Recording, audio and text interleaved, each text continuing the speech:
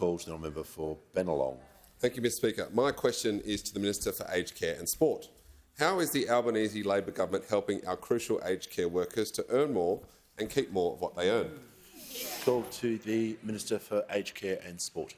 I thank the member for Bennelong for his question. Last week, he and I met with aged care workers in his electorate at Uniting Arunga in Ermington. And one of the many reasons that I am proud to be a member of this government is because we prioritise aged care workers and people like Joan, who the member for Bennelong and I met last week. Joan is a personal care worker who works and lives in the electorate of Bennelong. Joan told us that she started working in aged care more than 10 years ago with her friends Christy, Melinda and Judy. And when they began working in aged care last decade, Joan and her friends were receiving less than $20 per hour.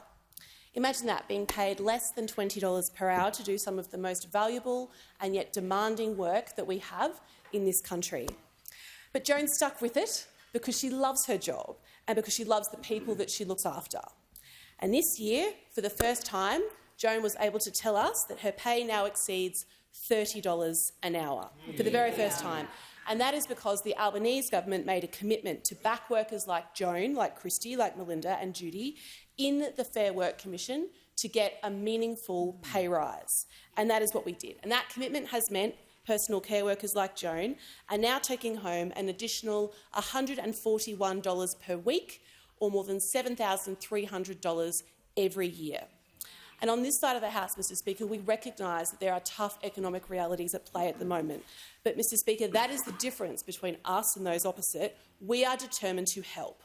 We are providing even more cost of living relief by making sure that people like Joan and her friends can earn more and keep more of what they earn. And from July 1, Labor's tax cuts will also deliver personal care workers in aged care an $1,166 tax cut, almost double what they were due to receive from the Coalition. And this investment in aged care workers is paying dividends for the older Australians, the older people in their care. Under the Albanese government, there is now a registered nurse on site in aged care 98.7% of the time on average. That is 23.69 hours a day. Older people are receiving an additional 2.16 million minutes of care every single day.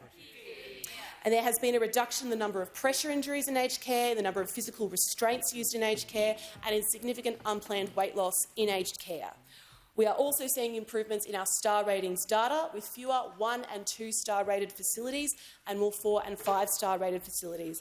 Today, Mr Speaker, I met with the CEO of Dementia Australia, and she said that her members who live with dementia, who rely on the aged care system, who rely like personal care workers on the ground, they are seeing real differences on the ground now, and it's thanks to people like Joan. Order. The Minister's time has concluded.